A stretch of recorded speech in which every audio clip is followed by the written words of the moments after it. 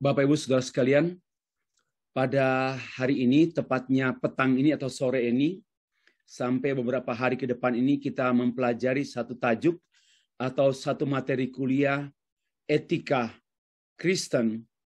Secara khusus kita mengkaji Capitas Lecta. Kita harus mengerti apa artinya Capitas Lecta. Karena ada juga Capitas Lecta medis, Capitas Lecta bioteknologi, bioteknologi, Capitas Lecta etika Capitas Lecta, dan sebagainya. Oke, kita awali dengan membahas beberapa istilah. Yang pertama istilah etika, etis, etiket, estetika. Lalu kita menjawab pertanyaan mengapa belajar etika. Ini sebagai sajian awal, welcome class. Ya, welcome drink untuk kelas kita. Sekali lagi kita membahas tentang etika, etiket, estetika. Karena begini, jangan sampai kita keliru berbicara tentang 3 atau 4 kata. Etika, etis, etiket, estetika. Karena saya sering mendengar orang berbicara bertukaran. Sometimes bicara estetika, tetapi Pak, estetika saya begini. Nah, tidak tepat bicara, memalukan ya. Satu sisi memalukan kalau kita tidak begitu akrab dengan istilah. Ya, sekaligus kita menjawab pertanyaan mengapa belajar etika. Oke. Ini sengaja saya kemukakan, sebenarnya bicara etika itu bicara 2 kehidupan yang utuh, yang ideal dan yang real. Ideal and real life. Kehidupan yang nyata, tapi jangan berserah pada kenyataan. Dalam kehidupan yang nyata ada kehidupan yang ideal. Ya, ini. Dalam kehidupan yang nyata, real life, mestinya ada ideal, ya. Ideal kehidupan yang ideal. Sebab kita kalau hanya memberi perhatian pada kehidupan yang nyata dan kita hidup nyata, berorientasi pada kenyataan, hanya bergantung pada kenyataan dan hanya hidup sejauh kenyataan, ya saya mengatakan kita sangat hidup seperti ciptaan yang lain. Anjing, binatang, hewan-hewan, mereka hidup dalam real life, kehidupan yang nyata. Tetapi mereka tidak memiliki kehidupan yang ideal. Nah, ini perbedaan antara manusia dan ciptaan yang lain, makhluk hidup yang lain. Makhluk hidup yang lain tidak ada istilah idealisme, tidak ada istilah kehidupan yang ideal. Mereka hanya ada kehidupan yang real, yang nyata. Ya, manusia harus nyata, hidup dalam kenyataan hidup dan menghadapi kenyataan hidup, susah, senang, panas, hujan, kenyataan hidup. Tetapi kita tidak hanya hidup seperti itu. Kita hidup juga dalam satu kehidupan yang ideal. Ada patokan. Kita diciptakan oleh Allah sebagai makhluk hidup yang real, tapi juga yang ideal. Ya, yang ideal. Karena memang ciptaan kita segambar dengan Allah. Kita created by God according to his image. Menurut gambarnya yang ideal. Jadi idealisme kita ini bukan idealisme alami, tapi idealisme kita ini adalah idealisme Allah. Ya, kita mengikuti patron Allah, pola Allah. Ya, sebagaimana Allah menciptakan kita dalam polanya, menurut pola Dia, pola yang ideal. Nah, kita harus hidup yang ideal. Maka hidup ideal ini tidak dapat ditemukan di luar Allah. Ya, hidup ideal ini pastilah berkenaan dengan Allah, sumber kehidupan. Sumber kehidupan yang nyata dan juga mengaruniakan kehidupan yang ideal. Ya, itulah. Di seputar itulah percakapan tentang etika. Ya, Bapak Ibu sekalian, kita awali dengan membaca satu bagian Alkitab sebagai renungan awal perkuliahan. Roma pasal 12 ayat 1 dan 2, ayat teks ini menjadi teks yang bukan favorit. Tidak ada teks favorit. Saya harap Bapak Ibu jangan ada teks favorit. Semua Alkitab adalah utuh.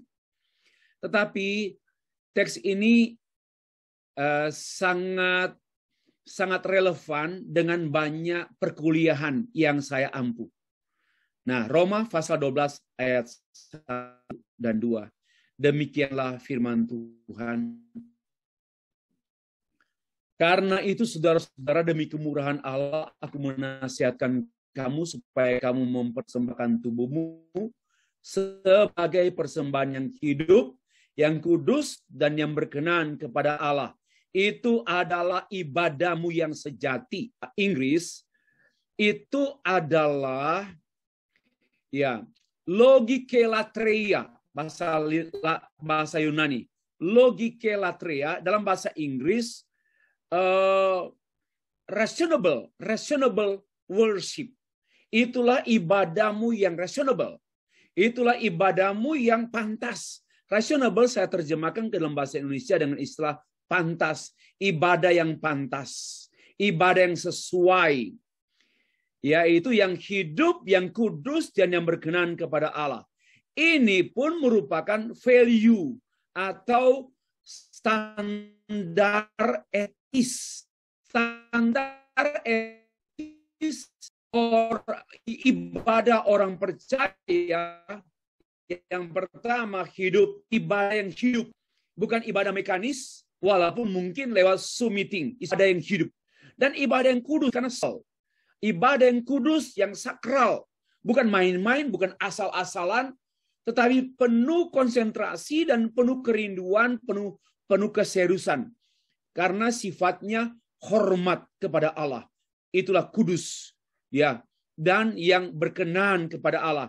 Dalam bahasa Inggrisnya pleasing, menyenangkan, yang Tuhan suka. Ibadah atau pengabdian atau pelayanan kita harus pelayanan yang hidup. Living ministry, holy ministry, pleased ministry. Ministry yang berkenan, ministry yang hidup, ministry yang kudus. Standar etika ministry. Kalau mau ditanya apa standar etika pelayanan, harus yang pertual hidup, karena kepentingan bukan, tetapi betul-betul my ministry is my living life, living ministry. Ya, lalu yang sakral, pelayanan itu sakral, and my life as well sakral. Hidup kita harus sakral. Jangan nanti ibadah baru sakral. Di mana saja, apa saja sakral. Apa itu kudus? Apa itu sesuatu ungkapan menghormati Allah? Kita beribadah menghormati Allah, kita bekerja dalam rangka menghormati Allah, kita menyembah Allah dalam rangka menghormati Allah, dan yang berkenan kepada Allah. Ini 3 values, 3 standar etis ibadah, standar etika ibadah, standar etika pelayanan, standar etika pengabdian. Dan itulah yang disimpulkan dalam satu frase ibadahmu yang sejati atau logikelatreia. Logike itu dari situlah kata logis, logik. Ya, ibadah yang logis. Ibadah yang logis itu adalah ibadah yang masuk akal. Bukan akalnya manusia, bukan akal-akalan. Artinya ibadah yang acceptable, ibadah yang dapat diterima, ibadah yang worthy, yang pantas. Ya, demikian. Next ayat 2. Janganlah kau menjadi serupa dengan dunia ini, tetapi berubahlah oleh pembaharuan budimu. Oleh pembaharuan budimu. Jangan menjadi serupa dengan pola pikir dunia. Serupa dunia tidak ada kata pola, tapi kalau kita mau telusuri dari teks asli Yunani, ada kata the pattern of the pattern, pola, earthly pattern, pola dunia. Ya, arti kalau bicara pola itu mengenai cara pikir, cara hidup, gaya hidup, itu pola. Ya, tetapi berubahlah. Apa artinya? Jangan sama seperti dunia. Nah, dalam pengambilan keputusan etis, kita perhatikan jangan mengikuti etika dunia. Keputusan etika dunia, tetapi harus berubah. Kita harus berbeda dan memiliki etika kerajaan Allah. Kristus mengajarkan dalam kitab Injil Matius, Markus, Lukas, bahkan Yohanes tentang etika kerajaan Allah. Dalam bingkai kerajaan Allah seperti apa? Apa respon sikap orang yang menjadi followers, Christ follower, menjadi murid Kristus? Apa sikap etisnya?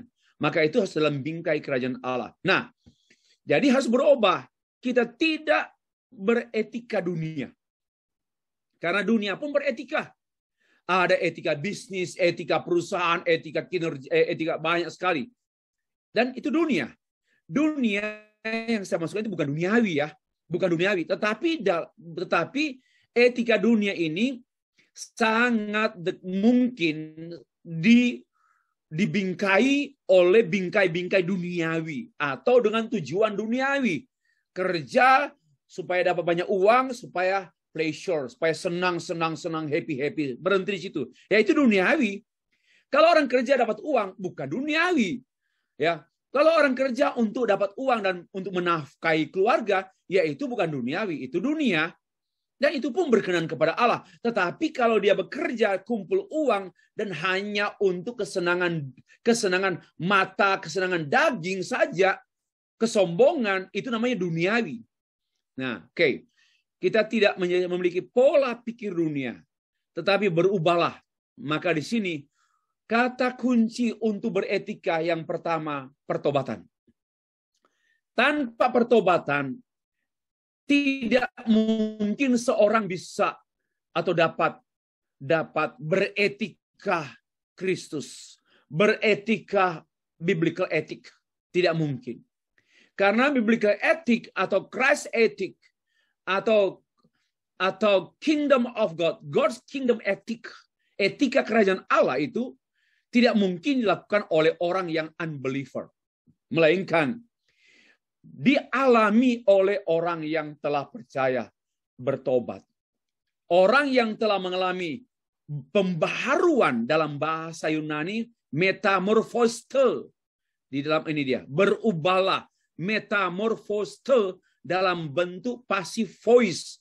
Ya, metamorphostel. Diubah.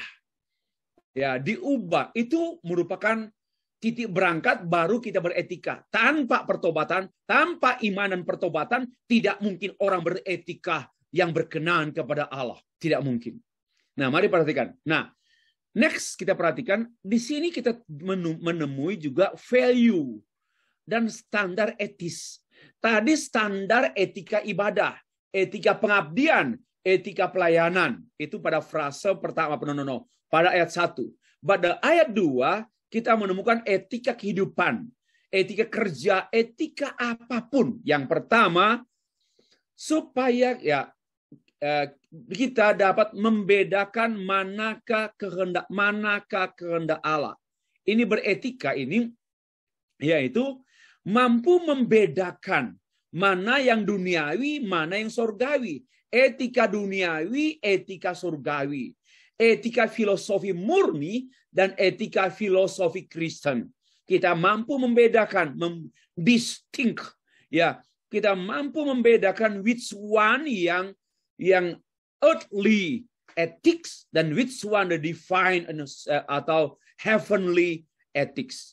Nah, ini hanya mungkin dialami oleh orang yang telah percaya. Orang yang tidak percaya tidaklah mungkin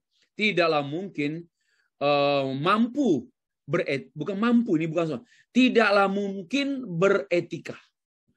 Ya, ini bukan soal etika yang berkenan di hadapan manusia, tapi seutuhnya. Ya, lalu kita perhatikan di sini, karena kita beretika itu ada 3 standar, ada 3 values, yaitu apa yang baik, apa yang berkenan kepada Allah, apa yang sempurna. Pikirkanlah segala keputusan etis kita harus mempertimbangkan bukan 3 possibilities ya, 3 aspek ini, 3 hal ini. Apa baik? Tapi baik ini bukan baik sekedar baik fisikal, baik secara lahiriah, baik manusia. Tapi baik di mata Allah. Apa itu baik? Baik dalam pandangan Allah dan baik juga dalam pandangan manusia. Ya. Lalu apakah itu memang sebagai satu pengabdian menyenangkan Tuhan? Apakah keputusan saya ini, keputusan etis saya ini menyenangkan Tuhan? Pleasing to God. Apakah tidak? Atau tidak? Apakah menyenangkan? Ya. Saya mengambil keputusan etis menikah dengan dia atau ya menikah dengan dia. Keputusan etis. Bapak Ibu, dan ini apakah dalam rangka menyenangkan Tuhan atau hanya menyenangkan diri sendiri? Kalau hanya menyenangkan diri sendiri, itu tidak etis. Tidak etis. Ya. Lalu yang ketiga, yang sempurna. Wah, ini yang perfect, yang tak bercacat. Ini standar yang tidak ada unsur dosa di dalamnya. Sebenarnya loh Bapak Ibu, 3 hal ini satu saja. Yaitu apa? Kehendak Allah. Tolong perhatikan kalimat ini di depan. Kehendak Allah. Jadi sebenarnya kehendak Allah itu satu, utuh, yang dijabarkan dalam hal baik, kebaikan, dalam hal berkenan kepada Allah, ya. Dan yang ketiga, sempurna. Ini namanya kehendak Allah. Memang kehendak Allah itu baik. Memang kehendak Allah itu ya menyenangkan Allah. Kalau kehendak Allah menyenangkan nenek moyang, bukan Allah, ya bukan kehendak Allah. Lalu yang ketiga, sempurna standar Allah. Inilah yang namanya values, ethics value. Nilai etis, ya, nilai etis atau standar etis. Nah, kiranya presentasi awal ini dalam bentuk renungan menolong kita untuk ya langsung menyimpan standar etika Kristen secara biblical dalam konteks pelayanan, pengabdian, penyembahan, ya langsung kepada Allah dalam konteks hidup melayani, hidup mengasihi Allah langsung, ya itu termasuk juga konteks beribadah kepada Allah. Maka kaidahnya yang living, yang hidup, yang kudus, yang sakral, dan yang berkenan kepada Allah. Dalam konteks relasi dengan sesama, ya, dengan sesama, maka tolong perhatikan, bagi ayat 1 ini termanifestasi pada ayat 2. Ini pun saya baru tahu sekarang. Ya, ayat 1 ini termanifestasi pada ayat 2. Dengan kita beribadah, berkenan kepada Allah, maka bekerja pun di bawah ya, hidup di antara sesama pun, maka itu baik, berkenan kepada Allah, dan sempurna. Jadi, ibadah itu terungkap pada kerja. Ibadah itu terungkap pada kehidupan. Nah, demikianlah renungan awal perkuliahan kita pada sore hari ini. Bapak Ibu sekalian, kita melangkah pada pengistilaan. Karena begini, kita sebelum mempelajari materi kuliah ini sebaiknya kita perlu memastikan kejelasan istilah supaya kita tepat memahami, tepat membaca, tepat berbicara sesuai dengan istilah baku. Oke? Klarifikasi 4 istilah. Ada istilah etika. Etika itu secara harafiah, secara sederhana bisa diartikan aturan, ukuran, norma, kaidah, ya, norma, ukuran, kaidah, standar sebagai pedoman tingkah laku. Jadi, apa pedoman tingkah laku kita? Apa pedoman kita bicara? Kita bicara yang sesuai, yang wajar, yang terhormat, yang oke. Itu apa pedomannya? Ada yang mengatur, ada aturan, ada ukuran, ada norma. Itu namanya etika. Jadi etika itu berkenaan dengan standar atau ukuran atau kaidah yang menjadi petunjuk kita berbuat. Berbuat itu bisa berkata, ya, bisa action. Action, why? Mengapa kita bertindak? Karena ada dasar. Saya bertindak sesuai aturan. Saya bertindak sesuai dengan norma. So aman. Itu namanya etis, etika. Ya, itu namanya etika. Lalu ada kata sifatnya. Jadi etika itu adalah kata benda. Kata sifatnya etis. Yaitu menerangkan kata benda. Misalnya keputusan etis. Kan enggak bilang begini. Keputusan etika, lucu. Sama juga dengan teologia, theological, teologis. Ya, teologia itu kata benda. Kata sifatnya theological, bahasa Inggris, bahasa Indonesia teologis. Jadi gini, kata sifat menerangkan kata benda. Misalnya pemikiran teologis. Nah, jangan bilang begini, pemikiran teologi lucu. Kita seperti nggak sekolah aja. Memalukan begitu. Jangan. Jadi pemikiran itu kan kata benda, thought. Lalu dalam bahasa Inggris boleh gini, theological thought, pemikiran teologis. Jangan kita sebut bahasa Inggris begini, theological thought diartikan pemikiran teologia. Salah, ya, malu. Jangan. Pemikiran teologis. Demikian pula etika. Kalau etika itu kata benda, etis kata sifat, maka begini, itu pandangan etisnya. Jangan pandangan etika. Pandangan kan itu view, itu kan kata benda. Masa 2 kata benda berturut-turut? Kalau 2 kata benda berturut-turut harus pakai off, ya kan? Harus masih off. Dan bahasa Indonesia lucu. Makanya pandangan etika. Akan enggak benar tuh. Harus pandangan etis. Ya. Harus ada keputusan etis. Saya harap kita disiplin dalam pengistilahan. Karena ini dasar awal gitu. Jangan sampai salah. Ada juga misalnya etika.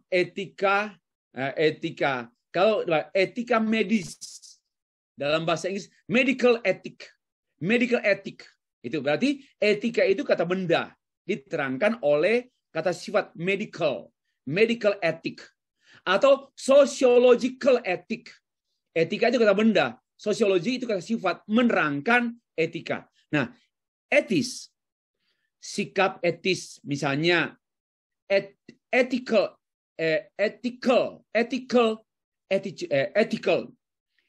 Etis ya. Dalam bahasa Inggris ethical. Bahasa Indonesia etis. Ya. Perkataan yang etis. Ya. Satu pemikiran etis, satu khotbah etis, ya, khotbah etis, bukan khotbah etika, keliru, khotbah etis. Nah, oke, saya harap ini sudah mulai akrab. Yang ketiga, etiket. Etiket ini adalah berbicara mengenai nilai keramahan, kesantunan.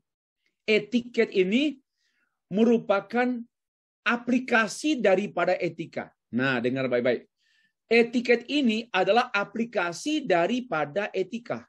Secara khusus dalam hal nilai kelakuan secara terukur, terlihat dengan ada ukuran budaya global dan budaya lokal. Karena itu etiket ini lebih berkaitan erat dengan budaya. Nah, di sini banyak berbenturan. Misalnya orang Eropa, seorang dosen mengajar, dia besok duduk di meja. Sambil duduk di meja, lalu dia mengajar. Dan itu bagi kita, bagi orang Indonesia itu tidak etiketnya tak bagus. Jangan bilang nih, itu nggak etis. Satu sisi mungkin betul, tetapi lebih tepat etiketnya. Dosen ini duduk bersikap seperti itu tidak sesuai etiket. Kenapa? Etiket Indonesia. Tidak mungkin seorang guru duduk di meja. Duduklah di kursi. Tapi orang Barat, mereka menganggap itu etiket. It's okay, bukan masalah. Nah, apa artinya? Etiket itu ada yang namanya sifatnya universal atau global, ada yang sifatnya lokal. Misalnya etiket orang Jawa. Orang Jawa panggil orang tua agak beda lah dengan orang Manado panggil orang tua. Orang Manado juga bisa panggil mama papanya John. Si anak panggil bapaknya John, di mana kamu? John. Nah, itu juga aman-aman saja. Ya, tetapi kalau orang Jawa, seorang anak panggil bapaknya si John, yang datang itu cambuk. Yang datang itu cambuk itu. Nah, karena itu menyangkut lokal. Jadi keramahan itu bicara etiket. Jangan salah-salah ngomong gitu. Lalu kita bilang, ada orang di pesawat, lalu dia angkat kaki, lalu dia enggak tahu etis. Salah. Lebih tepat, enggak tahu etiket. Oke ya? Karena etiket itu menyangkut tata krama, tata santun, kesantunan, bukan santunan ya, kesantunan. Santun orangnya polite gitu. Bahasa Inggris polite, sopan santun, bukan sopan-sopian, sopan santun. Ya, ini etiket. Nah, saya harap kita akrab ini. Dan etiket ini sangat dekat dengan budaya. Oke, dengan budaya lokal. Karena itu kita tidak boleh menghakimi orang dari berbagai bangsa dengan menggunakan etika sendiri, etika daerah, etika suku. Nggak bisa. Kita akan berbenturan. Ya, kalau di Afrika seorang memanggil hamba Tuhan dengan namanya saja, it's okay, tidak masalah. Mereka hormat kok. Tapi bisa mereka panggil Steffrey, nggak panggil Pastor Steffrey. Oh, kalau di Malaysia nggak mungkin, pasti Pastor Steffrey. Tapi di beberapa daerah negara di Afrika mereka panggil Steffrey. Itu pertama hormat dan akrab. Ya, jadi oke saja. Nah, Bapak Ibu datang, kurang ajar sekali dia nggak tahu sopan. Oh, kita harus lihat budayanya. Oke. Etiket itu bicara keramahan, kesantunan, tata krama, dan itu disesuaikan dengan lokal, kearifan lokal atau local wisdom. Nah, tetapi memang juga ada yang namanya global atau universal, etiket universal. Ya, etiket universal ada yang semua orang dari segala latar belakang agama, suku, ras dan sebagainya memiliki pengakuan yang sama. Yang keempat, estetika. Estetika ini berbicara mengenai nilai ukuran keindahan, estetika keserasian. Itu estetika. Pakaian di atas krem, celana coklat, masih serasi. Estetika. Tapi seorang bapak berusia 70 tahun menggunakan pakaian warna merah, hemnya merah, lalu celananya kuning dan keluar di jalan raya pada pukul 12 siang. Itu tidak ada estetika. Seorang bapak 70 tahun pakai baju merah atas di bawah kuning. Tidak ada. Kenapa? Nggak ada keserasian apapun. Ya, tidak ada keserasian di sana. Ini menyangkut keserasian ya. Estetika itu bicara soal keindahan, keserasian. Dan keindahan ini bukan keindahan seorang seniman, keindahan universal. Karena kalau seniman boleh saja dia berkata ini indah, tapi orang lain pada umumnya tidak mengakui bahwa itu indah. Oke, jadi mari kita perhatikan, coba kita aplikasikan dalam contoh berpakaian. Boleh juga ya, tetapi pada umumnya kita perhatikan ya, berpakaian. Coba nilai secara estetika, keserasian, baik bentuk tubuh, keserasian dengan motif kain, dengan motif kain pakaian. Misalnya bergaris-garis atau blotches, bulat-bulat disesuaikan dengan bentuk tubuh. Itu namanya estetika. Ya. Sudah tinggi sekali dan kurus, dan dia menggunakan pakaian dengan dengan pakaian dari bahu sampai ke lutut, ada garis, pakaian bergaris vertikal. Nah, ini saya susah melihat ini tiang listrik atau apa. Sulit memahami, elektrik atau apa. Kenapa? Karena nggak serasi, nggak estetis. Ya, tidak estetis. Termasuk juga dalam penataan ruangan, penataan ruang gereja, rumah, ada yang namanya nilai-nilai keserasian, nilai-nilai keindahan. Nah, duduk juga. Kembali ke masih pakaian. Kalau pakaian itu estetika, lalu etiket. Etiket itu begini. Baik menyangkut warna, ada warna suku. Kalau warna suku, ada warna-warna suku ya. Seperti di negara Indonesia ada keakraban warna. Kalau suku Madura warnanya merah hitam. Kalau suku Jawa saya nggak tahu apa, batik atau mana tahu. Tapi tiap-tiap itu menyangkut etiket. Ya, bisa menyangkut etiket. Jadi tidak boleh ada hakim menghakimi dalam hal berpakaian. Nah, kalau namanya berpakaian etis, berpakaian etis misalnya memperlihatkan yang tidak boleh diperlihatkan. Itu namanya tidak etis. Ya, tidak etis. Memperlihatkan bagian-bagian tubuh yang sesungguhnya tidak boleh diperlihatkan di muka umum. Itu namanya tidak etis. Bukan pakaian yang tidak etis. Orang itu orang yang tidak etis berpakaian. Ya, bukan pakaian yang tidak etis. Tidak ada pakaian yang etis dan tidak etis. Orang itu berpakaian tidak etis. Ya, karena memperlihatkan aurat atau apa. Ya, kita bicara terus terang saja.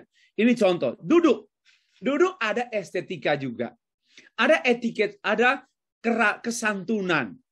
Ada keindahan. Orang duduk dan terlihat serasi.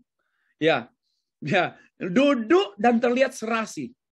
Angkat kaki satu, lipat, atau bagaimana. Serasi. Sudah. Ada yang nggak serasi. Perempuan atau wanita duduknya nggak serasi. Itu duduk laki-laki, tante. Itu duduknya laki-laki. Nggak serasi. Itu namanya tidak indah. Dan juga bicara etiket dalam hal duduk.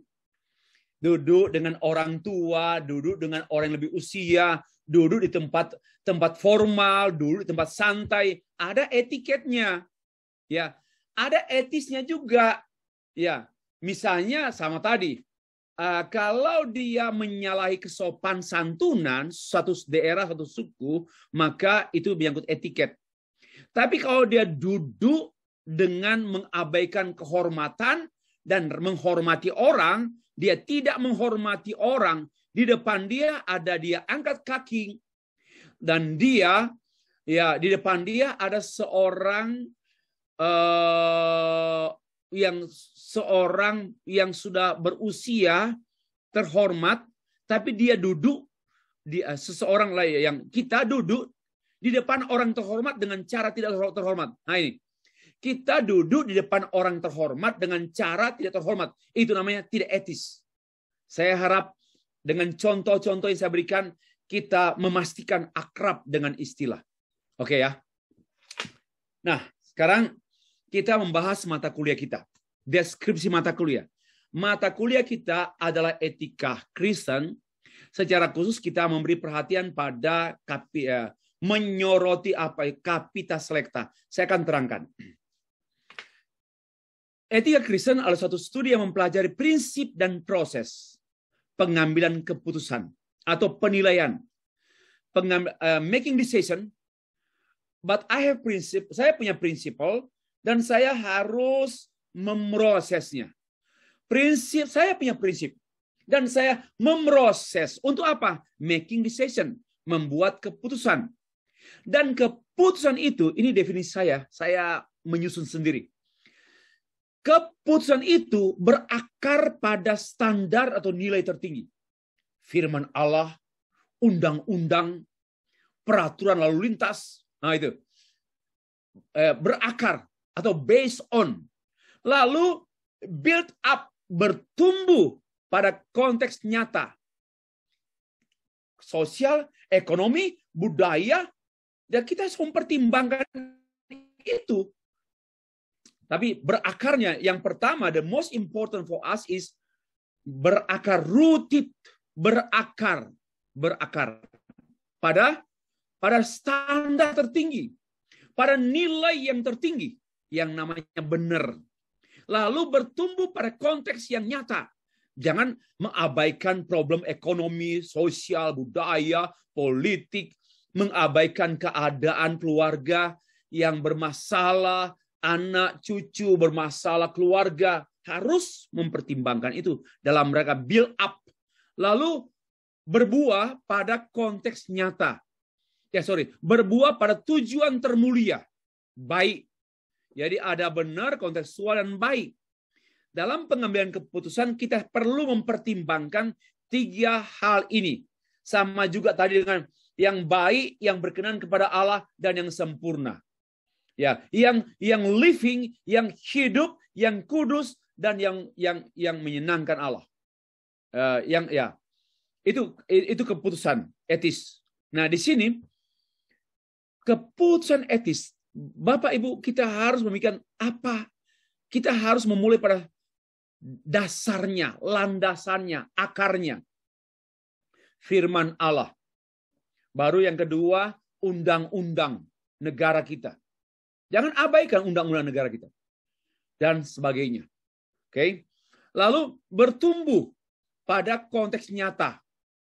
Kita harus mempertimbangkan aspek medis, aspek hukum, misalnya kasus, nanti sebentar ada banyak kasus, tapi saya pikir nanti aja. Ini kan masih membahas silabus ya. Konteks nyata. Lalu berbuah pada tujuan mulia. Ya, tujuan mulia apa? Supaya apa? Saya mengambil keputusan ya untuk menjual rumah saya, lalu menjual rumah saya yang besar, yang mahal, dan saya akan membagi uang ini untuk anak-anak saya, dan juga saya mau menyerahkan untuk misi Allah. Ini keputusan etis dengan tujuan termulia. Pikirkan tujuannya juga. Ya, harus pikirkan what is your purpose and what is your goal. You make decision like this. Let me know what's your purpose and what's your goal. Jadi itu mempertimbangkan. Tetapi itu second step. Yang pertama, why? Berakar. Berakar itu yang pertama, itu pada nilai tertinggi, lalu mempertimbangkan faktor-faktor kontekstual, dan yang berikut juga mempertimbangkan apa tujuan. Ya, apa tujuan. Ya, saya sangat sedih kalau banyak orang berorientasi pada tujuan. Padahal sebenarnya tujuan itu bukanlah. Memang banyak orang memiliki filosofi berorientasi pada tujuan. Maka itu bahaya juga. Sekalipun caranya salah, sekalipun caranya buruk, yang penting tujuan. Nah, itu tidak bagus.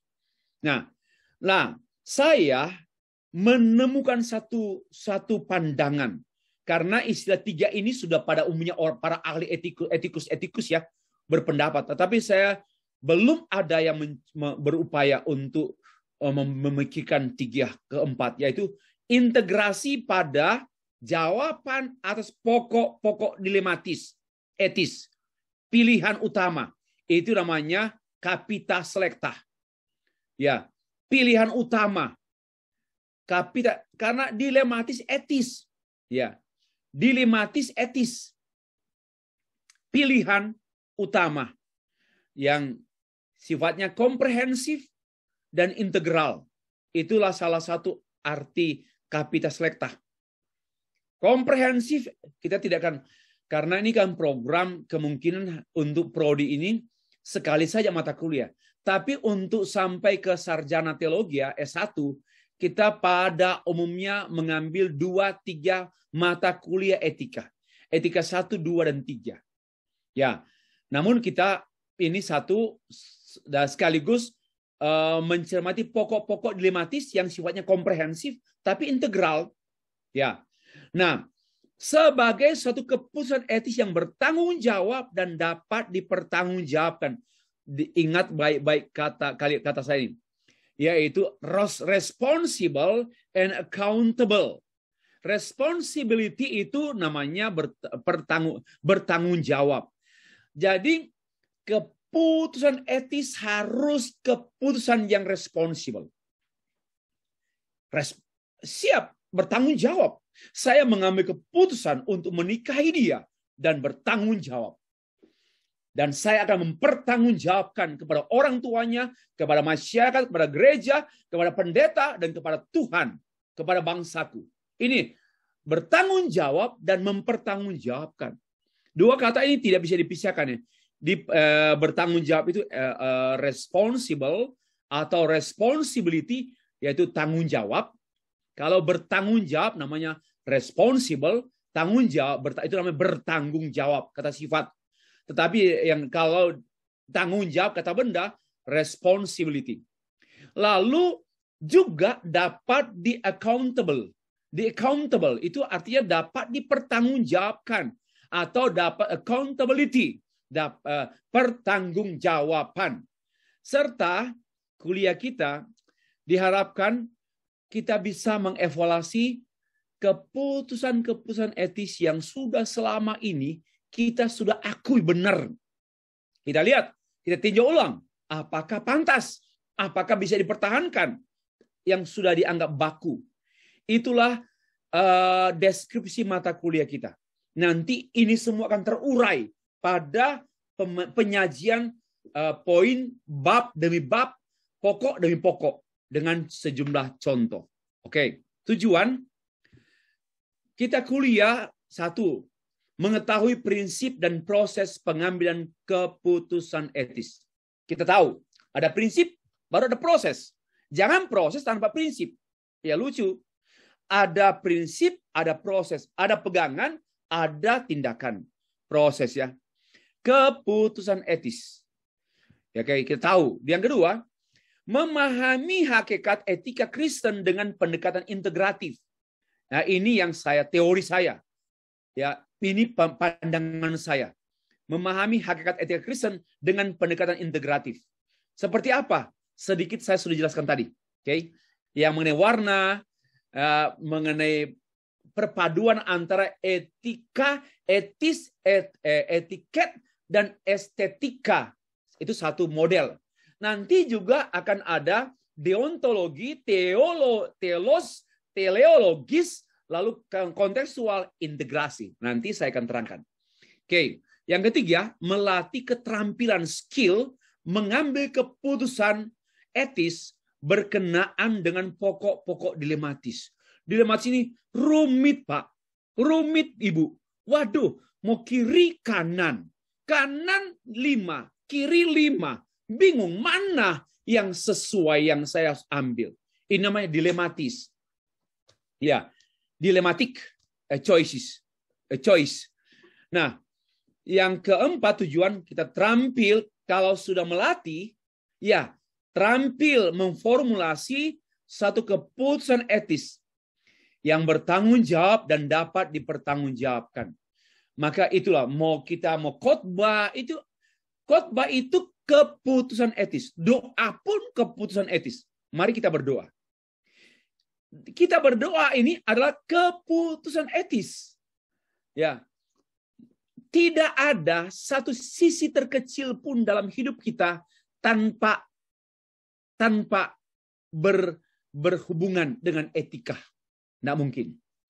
Karena setiap saat kita making decision, membuat keputusan, dan keputusan harus etis. Kalau nggak etis, tidak bertanggung jawab dan tidak bisa dipertanggungjawabkan.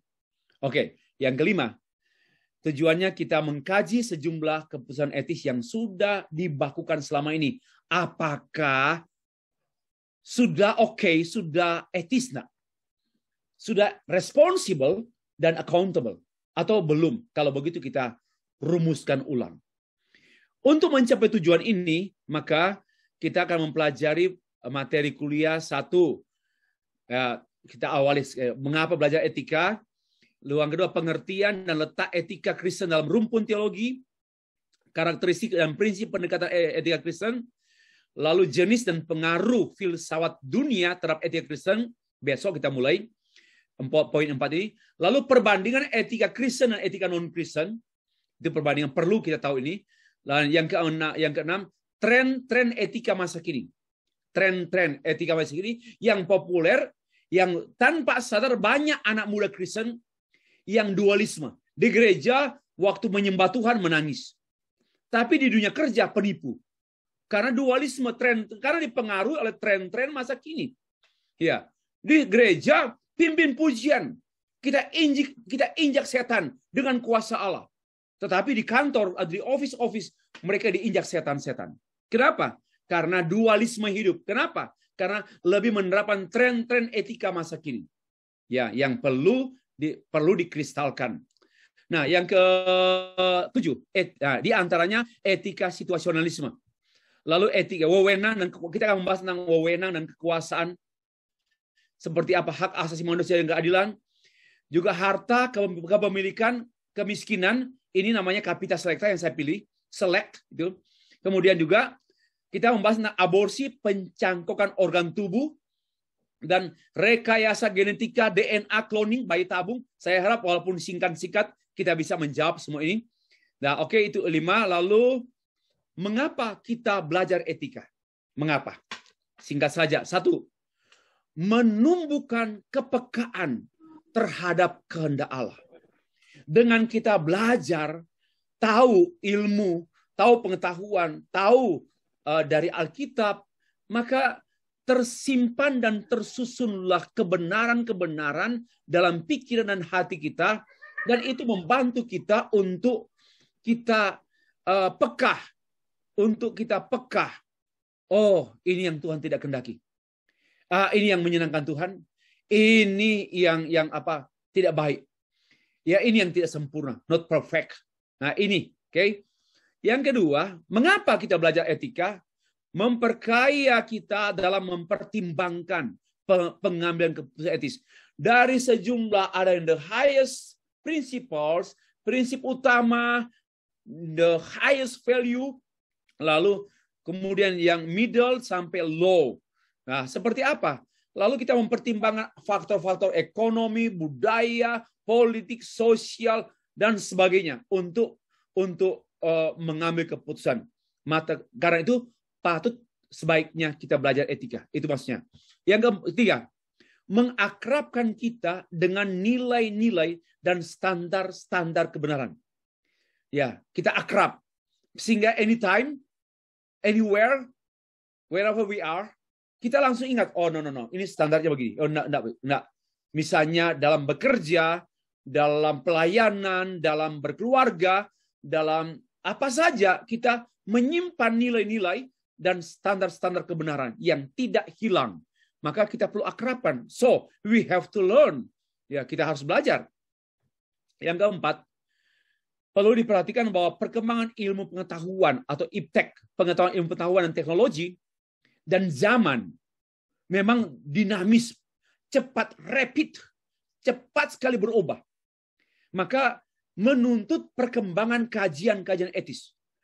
50 tahun yang lalu, para hamba Tuhan belum memikirkan mengenai sikap etis terhadap handphone, sikap etis terhadap teknologi informatika. Sikap belum. Sekarang tidak mungkin tidak. Kita perlu menjawab pertanyaan-pertanyaan jemaat. Ini secara etis. Jadi, apa maksud saya? Belajar jangan pernah berhenti. Karena dunia ini terus berputar. Kalau dunia ini sudah berhenti berputar, silakan berhenti belajar. Tapi kalau dunia ini moving terus dan terus dinamis berputar cepat, kita harus cepat-cepat belajar. Kecepatan belajar kita harus melebihi kecepatan perubahan dunia. Ya, ini. Kecepatan belajar kita harus melebihi kecepatan perubahan dunia. Inilah why, mengapa kita belajar. Yang kelima, perlu perhatikan, kita belajar bukan supaya kita langsung menjadi beretika. Enggak. Jangan. Nanti begini, saya tidak mau Bapak Ibu salah paham. Sudah belajar mata kuliah etika, kok orangnya seperti itu ya, enggak tahu etis. Jangan. Ini bukan mesin. Sama juga, saya sering bicara pada beberapa orang. Untuk sekolah pendeta, sekolah teologi ya, lalu memang nggak boleh salah. Ya, boleh salah. Ya, jangan begini, jangan hukum gitu, hukum Taurat gitu, atau legalisme begitu. Jadi orang yang sekolah teologi ya harus seperti malaikat. Ini legalisme. Kita bersandar sepenuhnya kepada Tuhan tiap-tiap hari. Bukan kuat dan gagah kita bertahan hidup kudus di tengah-tengah dunia yang kudus. Enggak. Tetapi kasih karunia Allah, maka tidak dalam pengertian legalisme. Ya. Demikian pula, dengan belajar etika ini, bukan berarti kita langsung lulus, dapat sertifikat dan dapat etika. Lalu kita hebat etika. Tidak. Tetapi setidaknya 4 hal yang sebelumnya saya kemukakan itu menolong kita. Nah, kita akan mempelajari lebih jauh dari rujukan buku-buku yang saya sampaikan. Ada banyak buku sebenarnya. Banyak buku. Ada Robert Borong, Kapita ya, bukan Kapitas. Kapita Selekta Biotik atau Etika Biologi, Perspektif Kristen. Tahun 2007 dia terbitkan. Dia orang sekarang kembali ke kampungnya, melayani dari kampungnya di Toraja. Dia juga menulis dia salah satu etikus atau dosen dengan konsentrasi atau dengan etika, dengan wilayah studinya etika di Indonesia. Lalu dia menulis juga etika lingkungan, etika ekologi ya. Kan nggak mungkin begini. Etika ekologi. Enggak, salah. Harusnya begini. Ecological ethic artinya etika ekologis. Ya, atau boleh juga begini. Coba ya. Ethical ecology. Atau dalam bahasa Indonesia ekologi yang etis. Nah, oke lah. Oke. Terus ada nama-nama, ada Eka Dharma Putra, buku-bukunya di meja saya ini semua. Etika sederhana untuk semua.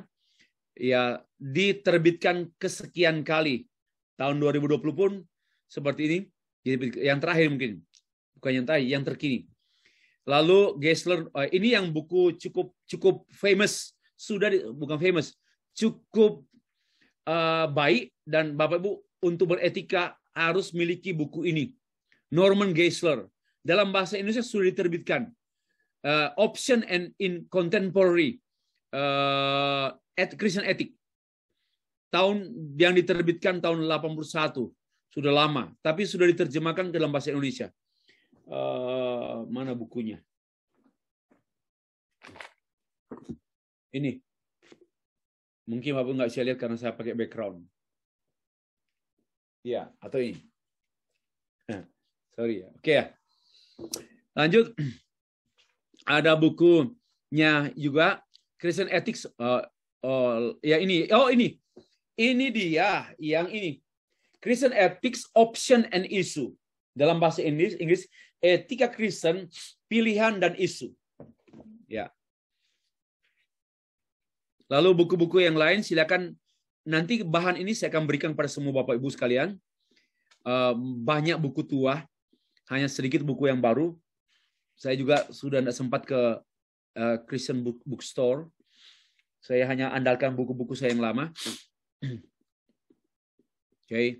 Nah, di Indonesia ada juga buku-buku ini, isu-isu global dan John R.W. Stott, dan itu memang buku yang cukup bagus ya. Ini dia sama, bahasa Inggris dan bahasa Indonesia. Sama. Dan ada bahan kuliah Joseph Tong, Seminar on Contemporary Social and Moral Problem, ini etika. Yang saya pernah ikuti waktu di LA tahun 1999. Ya. Lalu Fairquill etika Fairquill, etika Kristen dari Fairquill. Oke. Nah, rangkuman. Mengakhiri presentasi yang pertama ini, saya tegaskan demikian. Belajar adalah cara melatih kehidupan. Sekali lagi. Belajar adalah cara melatih kehidupan. Orang yang tidak belajar, maka kehidupannya tidak terlatih. Sedih. Kalau kehidupan tidak terlatih, itu namanya hanya ada kebekuan, kekakuan, kediaman, kestagnanan, kestatisan, dan ketidakberdayaan. Belajar adalah cara melatih kehidupan. Dan kehidupan adalah kehidupan yang terdidik, yang dilatih maksud saya. Kehidupan yang terlatih itu, terdidik itu adalah kehidupan yang wajar, kehidupan yang pantas, kehidupan etis. Karena itu, orang yang tidak melatih kehidupannya sulit hidup dalam kewajaran, kepantasan, dalam konteks sesama. Kecuali dia hidup sendiri di hutan. Ya. Yang kedua, kehidupan adalah etika yang berakar pada nilai tertinggi. Kehidupan, our life, ya, adalah etik. My life is etik. My life is etik. Bukan norma ya, tetapi utuh, bukan hanya norma. Karena kenyataan, konteks, dan sebagainya juga tujuannya apa. My life, kehidupan adalah etika yang based on the highest value, nilai tertinggi, bertumbuh dalam konteks yang nyata, berbuah pada tujuan mulia, menjawab semua dan seluruh, menjawab secara menyeluruh dan menyatu semua pertanyaan secara integrasi. Inilah rangkuman yang saya kemukakan di akhir penyajian saya mengenai silabus atau RPS singkat dalam bentuk PDF, dalam bentuk PowerPoint ini, sekaligus juga menjawab pertanyaan mengapa kita sepatutnya belajar etika Kristen.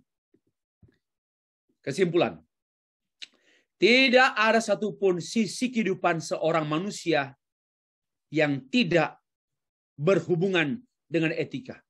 Tidak ada. Satu manusia pun tidak ada yang tidak mungkin berhubungan dengan etika. Baik self-etik, ya etika dirinya sendiri untuk dirinya, yang etika dengan sesamanya, neighbor, dan etika dengan Allahnya. Tidak mungkin tidak. Semuanya pasti etika, pasti etis. Ya. Jadi etika ini adalah satu kajian tentang kehidupan dan kehidupan tentang etika. Ya. Yang berikut. Etika kehidupan adalah integrasi antara tanggung jawab dan pertanggungjawaban. Integrasi antara tanggung jawab dan pertanggungjawaban. Biasanya tanggung jawab itu pada langkah awal. Saya mengambil keputusan. Dan keputusan saya ini saya pertanggungjawabkan. So, ada accountability, ada responsibility. Itulah integrasi etika kehidupan. Bapak Ibu sekalian, demikianlah materi pertama yang saya sajikan awal perkuliahan kita. Terima kasih.